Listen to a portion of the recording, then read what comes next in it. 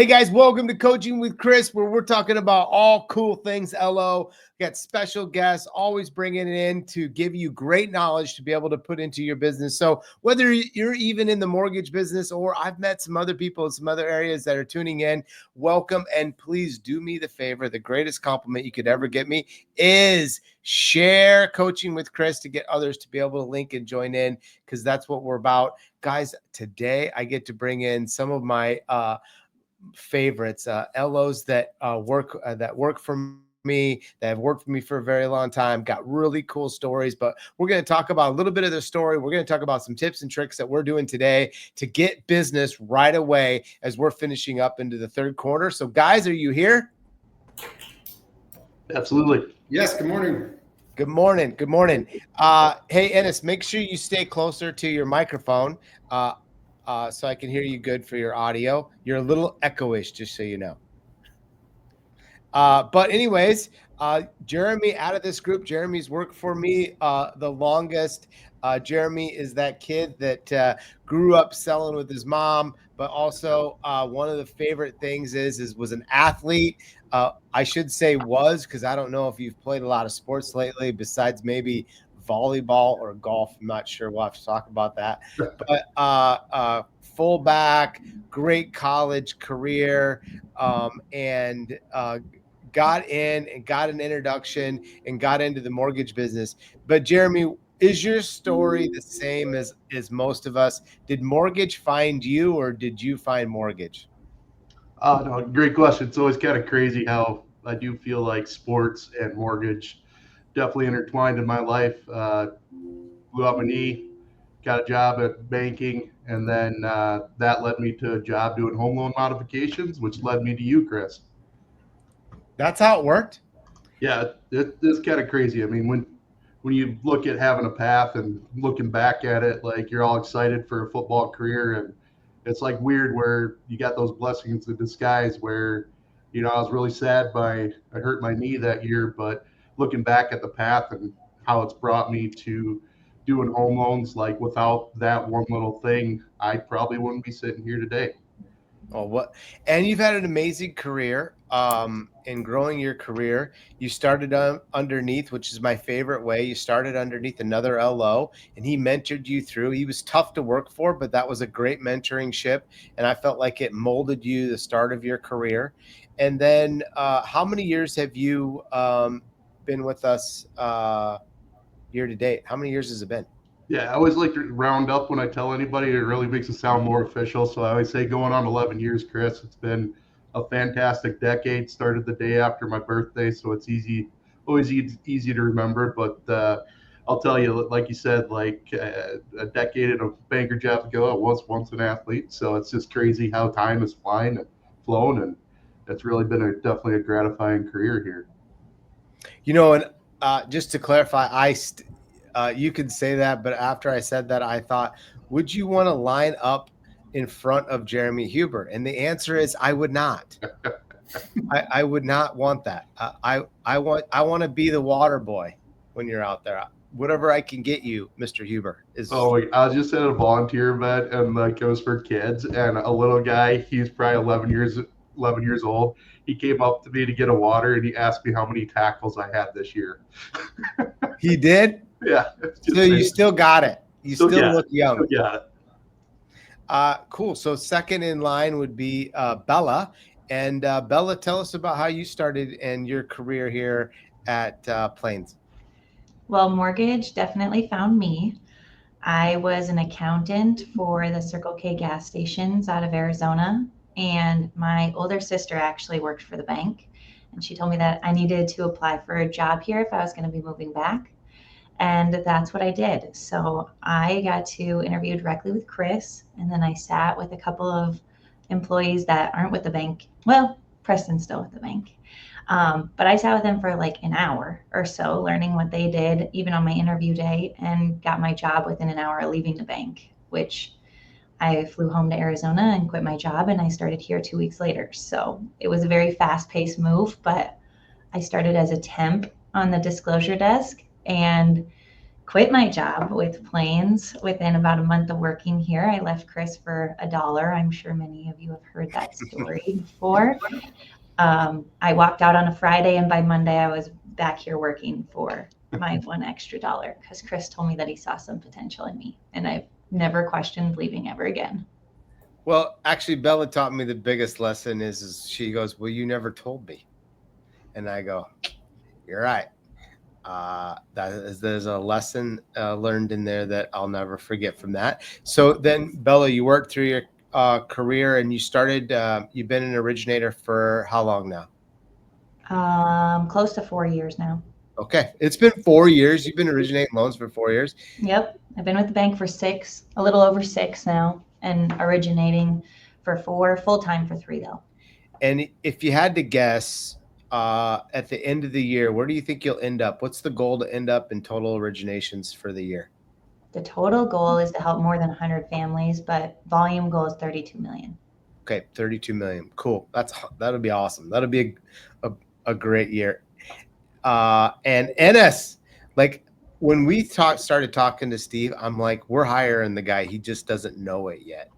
And that was like the first start into that deal. And Brian and I, but you've been doing loans for a long time, way before me, before you worked for Plains Commerce. Tell us your little journey into mortgage and then your journey into Plains. I found mortgage. So the other two, mortgage found them. I found mortgage. Out of college, I was doing securities in Minneapolis, and so stocks, bonds, mutual funds. And I was watching all my teammates making the real money. Oh, I was hustling hard, and I grew up in a small town, and I happened to know a lot more people that needed money than had money. And as I started my family, I need to follow the money. So got into mortgage, and it was 2004 or 2005.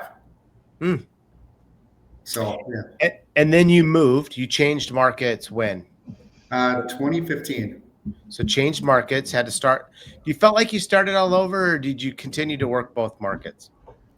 Started over. Started over. Hard?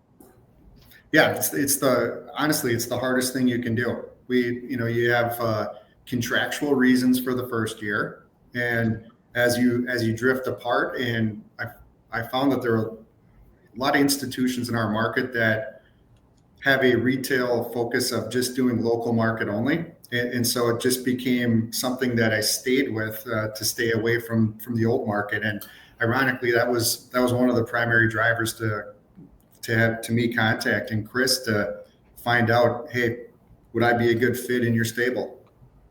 So you've been here a year? Coming up on a year and a half. Yep. And what was that transition like? Drinking off the fire hydrant.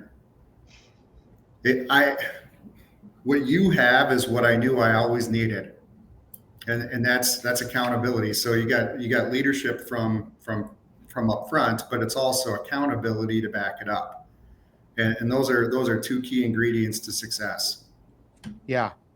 Well, hey, let's get into loan officer stuff right now. I mean, we're coming into the end of the third quarter, approaching the fourth. Rates have come down a little bit.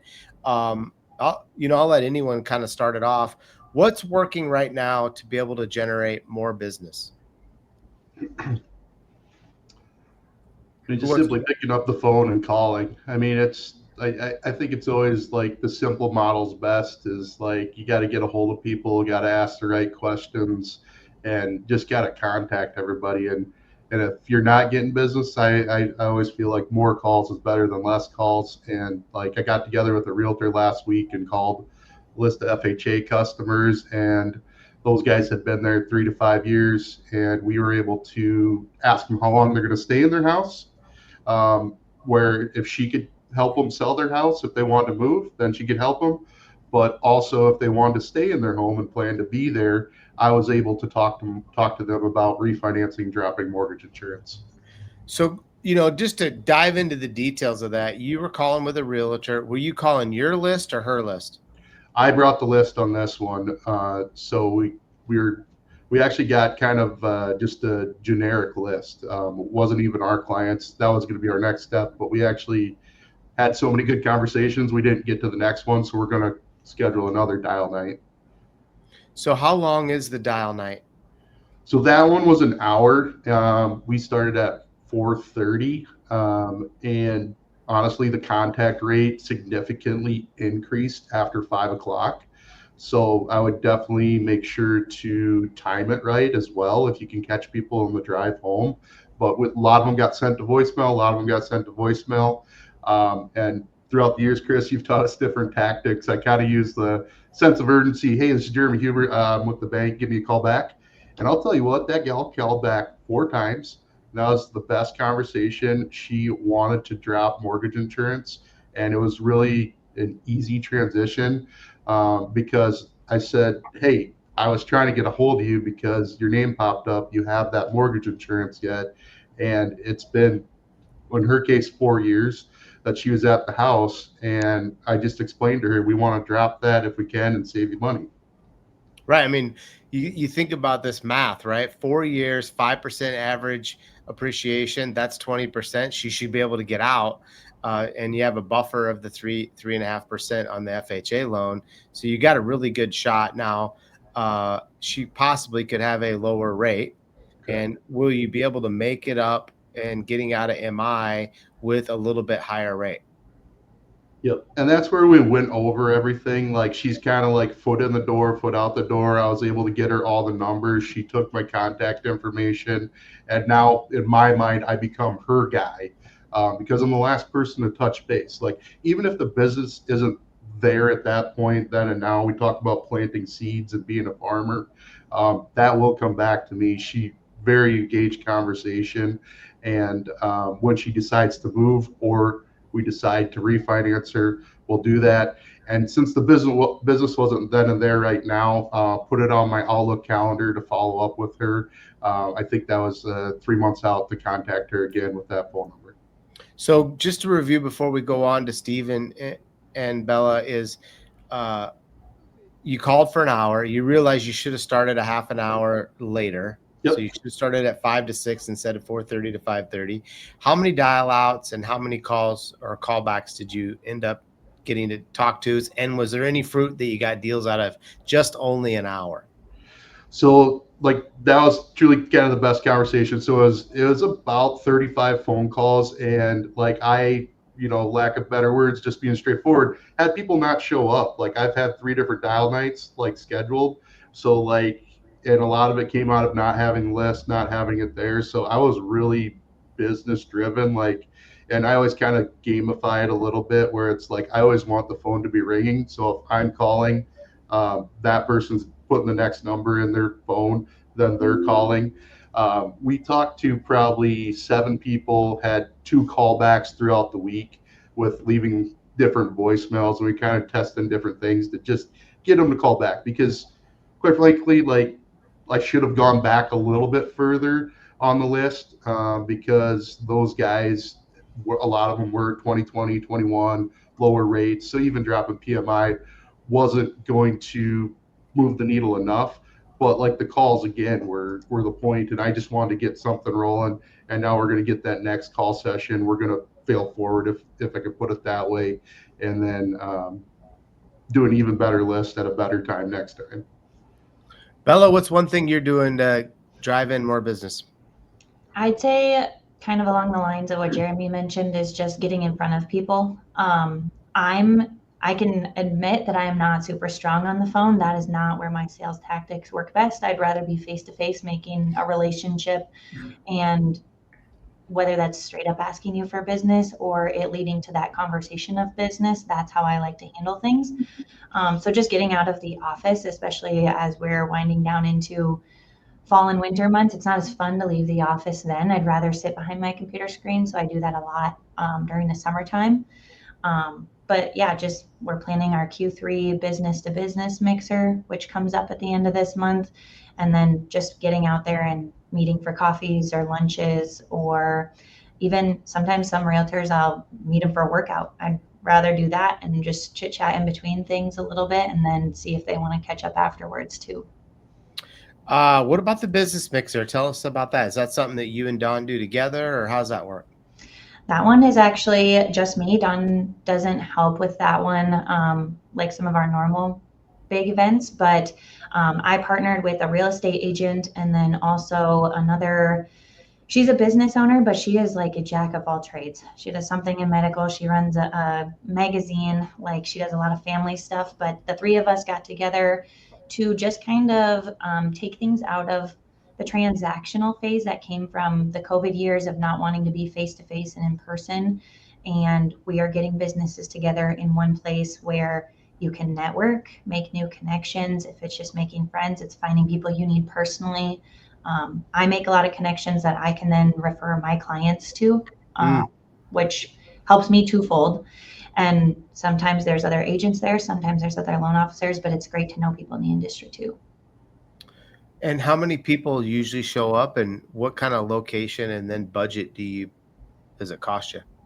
Our first one cost us like $150 because we did like snacks and things like that, which ended up not a lot of people ended up wanting those. You know, they're just more so they need something in their hand just to keep a conversation going. They don't end up eating anything. So our budget is actually very, very minimal. Now that we've gotten it going, our first one was the most expensive, but we don't have to spend anything on our Q3 or our Q4. The location is donated. The drinks have been donated every time. We do a book giveaway, always donated. We normally How do you get the donations? People typically approach us because it is a bigger event. Our first event had 60 people at it. Our second one probably close to 80 or 100. Wow. And we anticipate this one to be a little bit bigger because now like friends of friends of friends are asking to join. And we do limit the invitations we send out just because the places that host us are, you know, their max capacity is 150 to 200 and we don't want to overwhelm with it being too loud or too hot to have good conversation. So you have a good event, you get the drink sponsored, and you get a book sponsored. Yep. And we've tested different times of day. Like our first one was like a 4:30 to 6:30. Our second one was more so like a 10:30 to 11:30. This next one more so happy hour after school starts. So I feel like we get a different crowd at every one of them. But it's nice to also switch up what we bring in. Like our last one, 10:30 to 12:30 was coffee. And this next one's a happy hour. So it's at a brewing company, which again, they sponsored, and the place and the people that purchased, another sponsor purchased the drinks, but $1 of every one of those drinks also goes to a nonprofit. So we help in a lot of different ways than just featuring the businesses that help sponsor us. Plus you're featuring a business is the reason why they sponsored them. Oh, Yep. that's cool. That's even cooler than I thought. Just a venue. You're doing it at a place of business. Yeah. And we always try to give back in some way other than just the books. We want to expand your mind. We want you to make new connections. At our last one, we did free headshots, which I don't know, every real estate agent, every mortgage banker, the headshot's always 5 to 10 years older. When you meet them in person, you're like, you aren't who you 5 would be generous. Yeah. Yep. So that one was headshots. Again, we'll have events and event coordinators and photos and things taken on this one. Our next Q4 one, we're bringing in a speaker for end of year planning, which is you. So, oh, it is? Yeah. You said thanks. You said you would at one point, but. Okay, cool. Exciting. Yeah. Steve, what are you doing to drive in business? I know you work multiple markets, and you've done a really cool job of breaking into an ethnic background that has just been referral hot for you. Tell us what you're up to. Yeah, about a third of my business comes from East African refugees that are here in Sioux Falls, and so our market is home to one of the largest tribes outside of Africa in the entire world. So that's, you know, we probably number 10, 12,000 locally. So there's a big supply of people in that community, and so that's one piece. And thanks for touching on that, Chris. It gives an opportunity to provide a lot of internal bank referrals. I see the opportunity to frankly teach money, teach banking, set up the app on the phone, get direct deposit in, set up automatic payment, talk about the concept of goal saving. And then also it gives me the opportunity to be a part of a lot of external referrals. So getting them into insurance agents, financial advisors, realtors. So that's one piece. And then the other one would be like the second home focus. I'm at an age demographic where my oldest is a freshman in college. So a lot of my parent friends are looking at that vacation property or maybe a vacation rental or wanting business capital, whatever it is. But at the end of the day, if we can get into the money part of it, I think ultimately mortgage can more often become the solution. Yeah. What tactic could you give an LO today that would help them generate more business? Well, outside of just sheer contact, right? Because that's the number one theme between the three of us is that we're in front of people. The more conversations we have, the more leads we can create. But I think it's just the leads that you're in front of, don't wing it. Have a plan with every customer appointment. And for me, I love getting the bank statement, which might be a little goofy, but I really analyze cash flow trends in bank statements, and I understand a lot about the behavioral economics with each person. When I see a bank statement, I can understand who they are and how they fight themselves, and that's where I try to help fix some broken habits. Wait a minute now. You're an LO and you actually look at the bank statement? Absolutely. You're one of the first I've ever heard say that. So you're looking at a bank statement and you're looking for good and bad habits. Yep. And then at one of your meetings, you're giving suggestions. Yeah. So what I want to understand is what is the timing of revenue? Are they paid monthly? Are they paid weekly? Because that can dictate how maybe credit is used with credit cards. And I try to trend what's the revenue coming in and what are the expenses going out, and that help them understand why they're not able to save, or maybe give them suggestions on how to restructure. So, Joe, I know Joe. Hey, Joe. I'm setting up a first-time home buyer with the South Sudanese community in Omaha area. I will work with Ethan and Levi. Love that Steve is doing something similar. Any suggestions in him setting that first-time home buyer class up that would help him in that?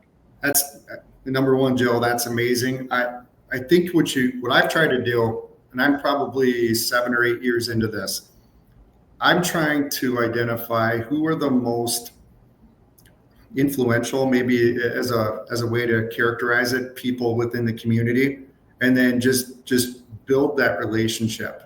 And so like my first priority is I want those people to bank with us personally. I want to introduce them to my. So you're working on not just mortgage, you're helping them in other areas. So having Joe have a couple different people there in his network to be able to have there would add value to this class. Incredible. I wouldn't be able to help this community and get it organized without managing their money. And so I have rock star bankers that work with me at Plains Commerce Bank, and they do an incredible job of just teaching the everyday basics of banking. And so like that's what I'm trying to do, because like I feel like I am so much more valuable to the community when I can help them with everyday money and not just a once every 7 to 10 years with a home loan. I think mortgage originators get put in that thought process. And I love it that even if you work for just a mortgage company, you own a mortgage company, partner up with a bank so you can be able to offer both. I mean, Steve doesn't get anything by bringing in deposits, but it's good for him when he does, because then they think of him for mortgage. Wouldn't you agree? Yeah. Cool. So for you guys, Jeremy, let's start with you. For newer loan officers, what would you say you wished you would have done differently when you first started out as an originator? So yeah, I stepped out of doing home loan modifications directly into being a loan officer, and that's where I kind of look at Bella's like path of being what we call a loan partner first. So I would have probably been a loan partner first because you really learn mortgage. I was here, I think 7 to 7 most days because I never wanted to mess up alone. I still had a great structure where I was a junior under a senior. So I don't feel like I missed out on a lot of deals because I always had that hierarchy of knowledge to ask those questions to. But I do think there's like something to getting your hands on so many files, getting in there, setting everything up, and being exposed to someone else's just the workload because you learn from repetition. So I'd have been a loan partner to start out. Yeah. Bella, what would it be on the realtor category and starting to build relationships with realtors, which is the first tactic of an originator when they first start? What's something that maybe would go underneath that same question that you felt like you did it one way, but then you learned along the way that you would have done differently? You don't have to be perfect. Literally, don't be scared to walk in there and say, I don't know the answers to your questions, but at least I know someone who does, or I know how to find out. That was my biggest thing, is I was so paralyzed for so long that I didn't know every loan product. I didn't know every in and out of every loan program yet. So I was scared to step out of the office and present myself as someone who did know the answers to all their questions. But when I finally did, like, they're human on the other side too. They don't know all those answers, and they come to you because they're looking for the next best resource. And if you aren't that specific one, at least you know how to connect them to it. So just don't be scared to be imperfect. You're human. Jeremy, how did you build your realtor list? Yeah. So I wasn't scared. That's where it was tough for me to answer that question because I feel like I did a lot of things right. I always think you should use your newness. And when you're new, I think you should meet with everybody.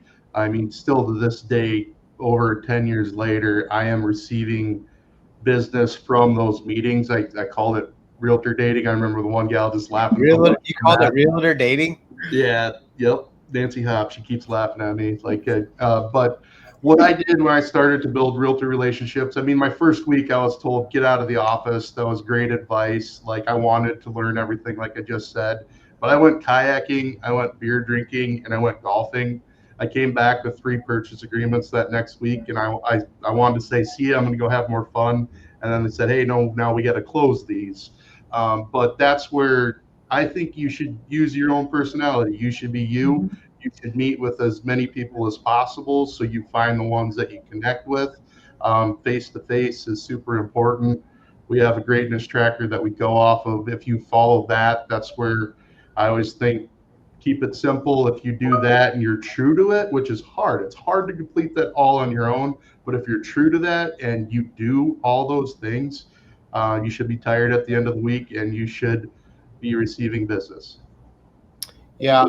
Ennis, for you, what is one piece of the accountability that you think every loan officer should have, or a particular area for them to be able to accomplish their goals or dreams?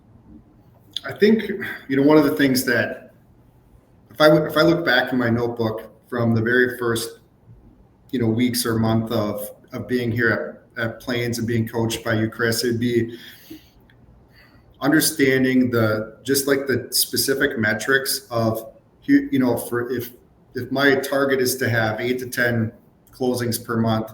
Oh, you know what I mean? I would say like like how many leads you need? Yeah, I would say that's a big piece of it. Is we can, I had a week last week where, it was one application led to one deal, which led to one lock, right? And it can be fool's gold when you are hot that way and everything lines up, right? But it's the law of large numbers that applies to our profession.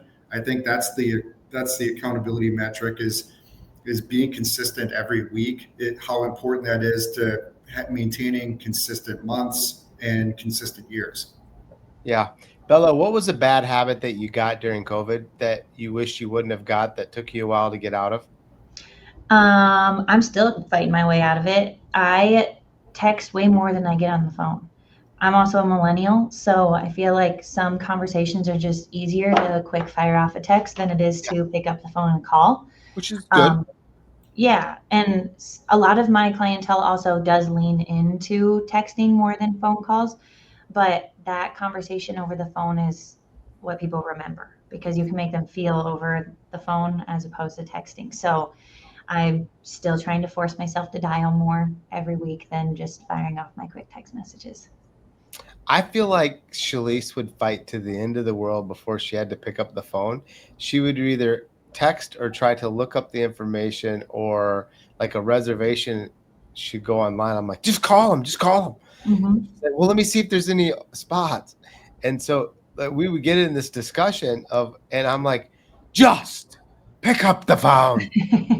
And she just continues to want to be able to do that. How about you, Ennis? Do you have a bad habit that you picked up in COVID?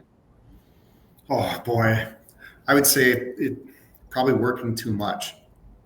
I think that's a kind of a hangover effect that we have in the industry. I was talking to friends over the weekend, and they were talking about all the things they did during the pandemic, how great it was. Wow, we used to watch this artist, record a video of music, and it was so awesome. And I was sitting there thinking to myself, I never had time to do anything. We were hustling so hard, those couple of years that I think a lot of us forgot to live. Mm-hmm. Mm-hmm. Jeremy, did you pick up any bad habits in COVID? Absolutely. Give me one. So I was really good at setting my schedule, setting up my meetings, putting everything, specifically lunch. I feel like if you're not having lunch with a business referral partner, you're failing. That was my mindset back in the day. And then after COVID, I figured out that you could walk across the street and there's Hy-Vee Chinese for $5 to $7, depending on what year it is. And I feel like that's really taken away from my business because I enjoy those times sitting down with people, and it's just so much better when you structure it. Like, my thought was always, I don't care about Jeremy tomorrow and how busy he is. I am going to book his schedule so full on Mondays that he's going to be running from one thing to the next. And somehow after COVID, I got away from that, and I got to absolutely get back to it. Well, we just got done doing a contest, and actually, Bella beat Steve. Steve, how you doing on that? Are you okay? I'm proud of her. Okay. He's going to give her gratitude. And we did the video challenge, and the video challenge seemed to be hard. Talk about the video challenge, one, and then talk about the challenge in the video. Did either one of you three make it all the way through? Me and Jeremy did. Okay. So you two made it all through. So tell everyone, what is the video challenge, first of all, and tell us about how did you make it all the way through? Because it's tough to do one video for 30 days straight. Yeah, I can start this one. Okay. The video contest itself was an add-on to our other contest, but it was the entire month of August. You had to do a video every business day. And 50% had to be going to some form of social media, and 50% could be like one-on-ones type videos. I would say the key to success is planning ahead. We're given a week notice of when it was going to start. So I sat down right away and I figured out what was my tactic on getting my videos put together for social media, because I didn't want them to be like bebopping all over the place. I wanted them to be kind of consistent and have a theme to them, which was nice because it gave me something to do. But planning that in advance made it way easier than to fill the other days with like one-on-ones of, hey, congrats, you're under contract. Hey, congratulations, you're pre-qualified. Here's a couple homes that I think you'll like, or I'm going in an open house this weekend, come see me. Like, those were super easy, but only because I had pre-planned everything else, which took the stress out of the remainder of the week. What was the fruit? Was there any fruit by you doing video, or were you just making me happy? A little bit of both. Okay. Sometimes it felt like I was checking a box, but the ones that I did put more effort into definitely had stuff come out of them. I ran a mini series on my Facebook page, which was just like either home buyer questions or future homeowners, like first time home buyer type questions. And they ran about 2 minutes long, but quite a few views that watched all the way through. And the ones that were are either clients that I've helped before or friends of clients I've helped before. So I know that they're coming around because they don't like my page personally right now, but my page is reaching friends of friends. So that means that it's working. Right. That's cool. How about you, Jeremy? So I thought the video challenge was easier this time, and I'm not trying to toot your own horn here, Chris. Okay. But literally throughout coaching, I have a page where I do video ideas, and I've been building that up. So each of your coaching that you do, like it just triggers thoughts. And if you think of something that would be a good video, I didn't even get through all of them actually. So props to you and all the coaching that we do. Like that literally helped me through the challenge because I had a preset list of ideas from last time when we did it and you booted me out, or Brian booted me out. So I was like, okay, I'm making it this time. So that What do you mean? What'd we do?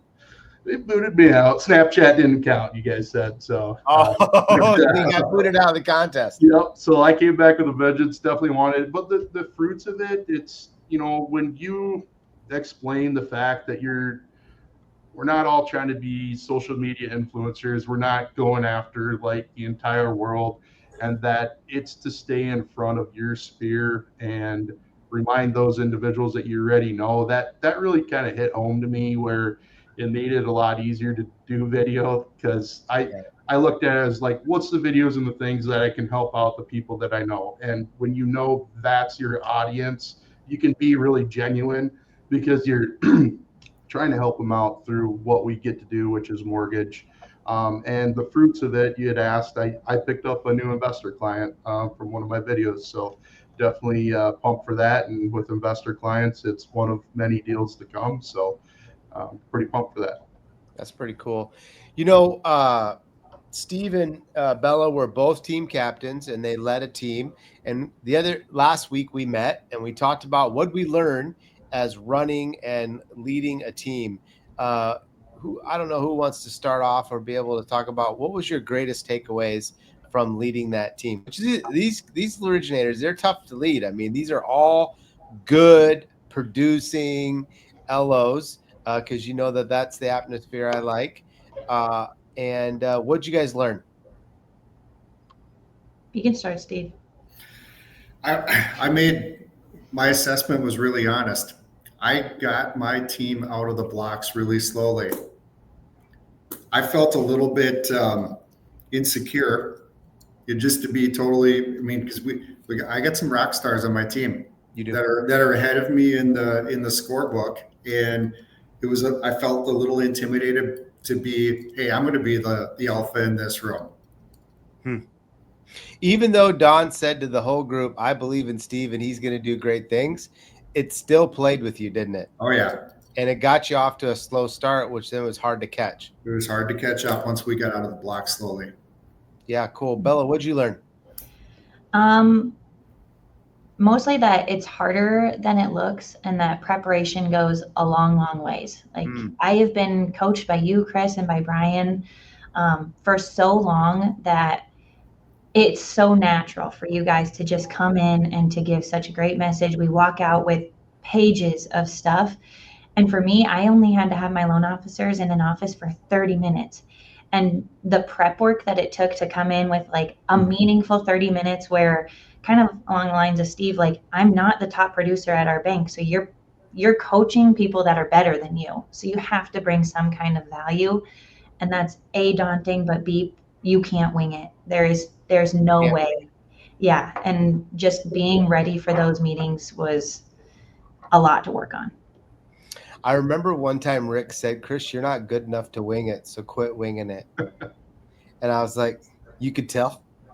And he goes, oh, I can tell. And so I was like, okay, I got caught, so now I got to change.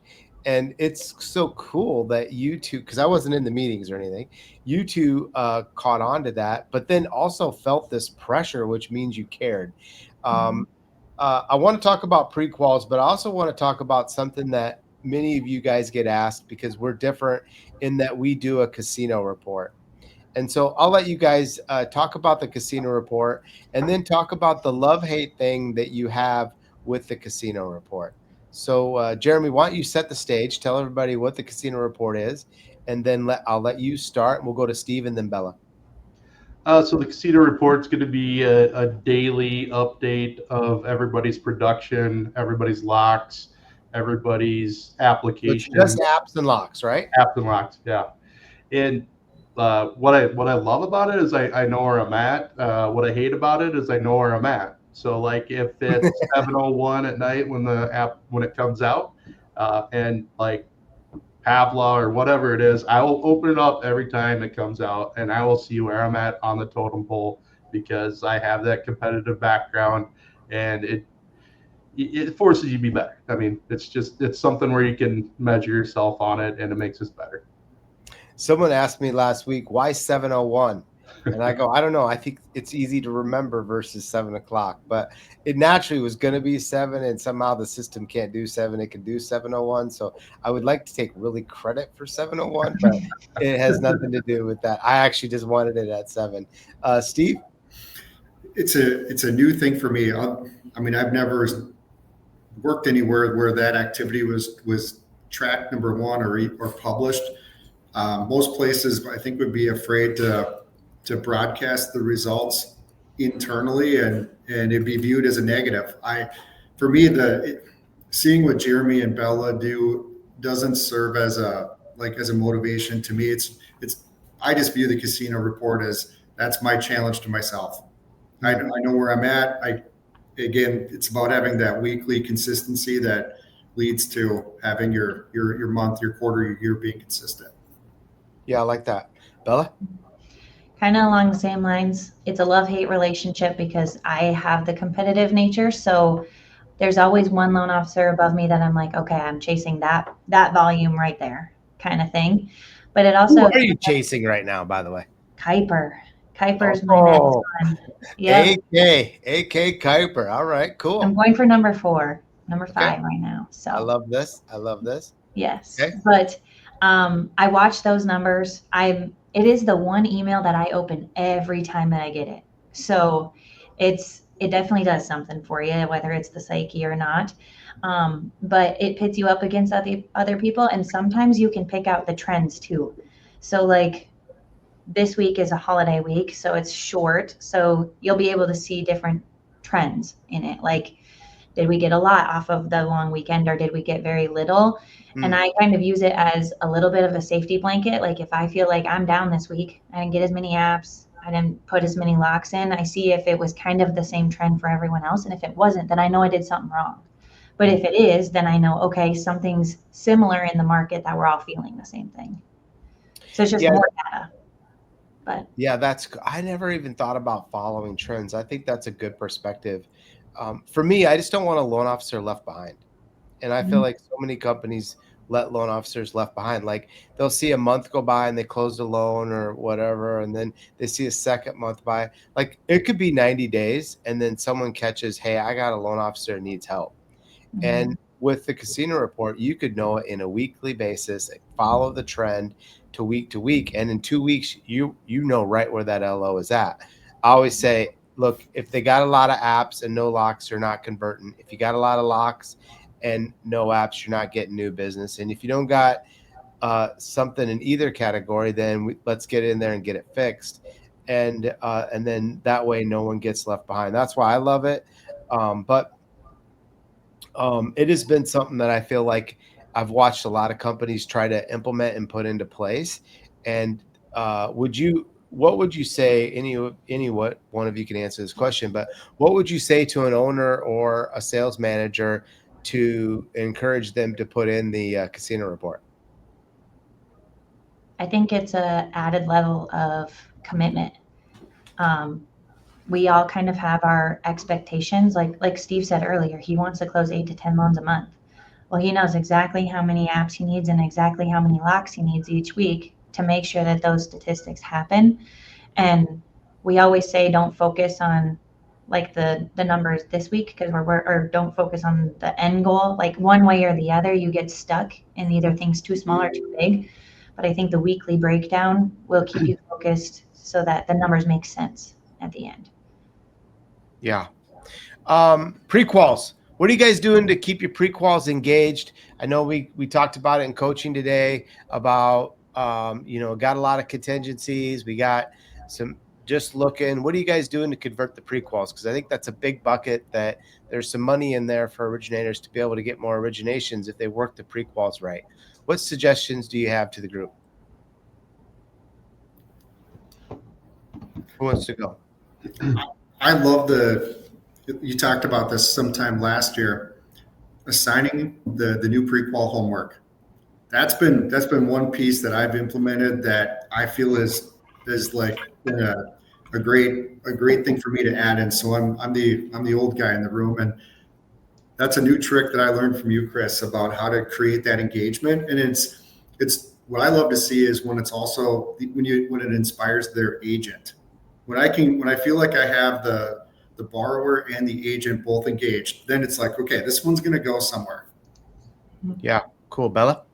One tactic that our team uses, because there's more than one loan officer on my team, when we have someone go under contract and they're contingent on sale, well, that house that is the contingency holding everything up gets fired off to every pre-qual that we have that they qualify to buy it. So you're sharing the listing.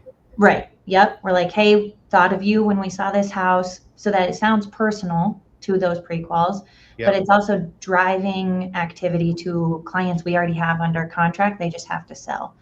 So that's one huge thing, because it's a double whammy. And then also a new thing I just started, I'm on like week 3 of doing it, but I do a Friday featured home of the week.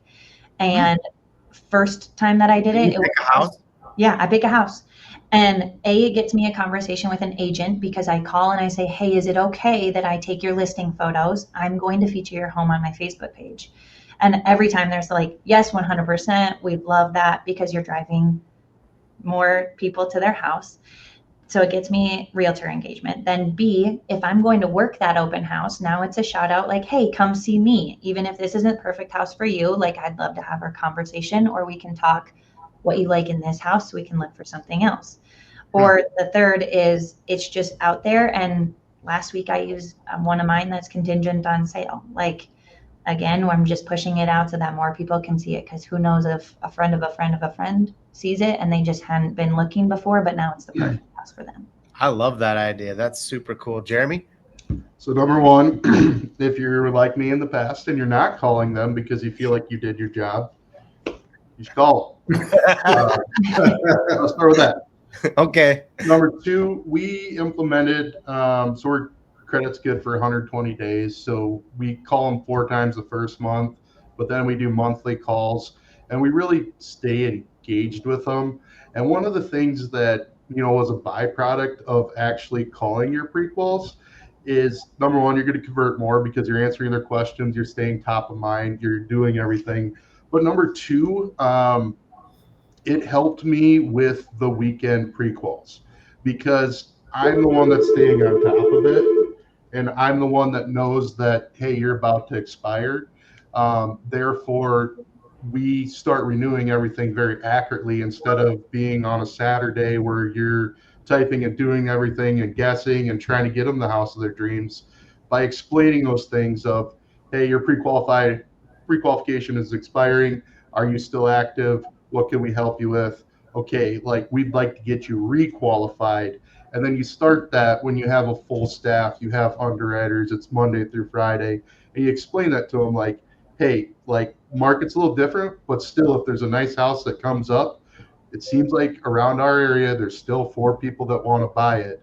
And if that seller's agent calls, I want to tell them, I've done my homework, we've updated everything, you can confidently accept our offer. And that happens by being on top of it. That's great. That's great. Guys, thanks for being on Coaching with Chris. Thanks for the tactics and the tips. You guys all gave some great value. I mean, all we got to do is do a few of these things that'll change our business. I appreciate you. I'm proud of each one of you. And go have a great week.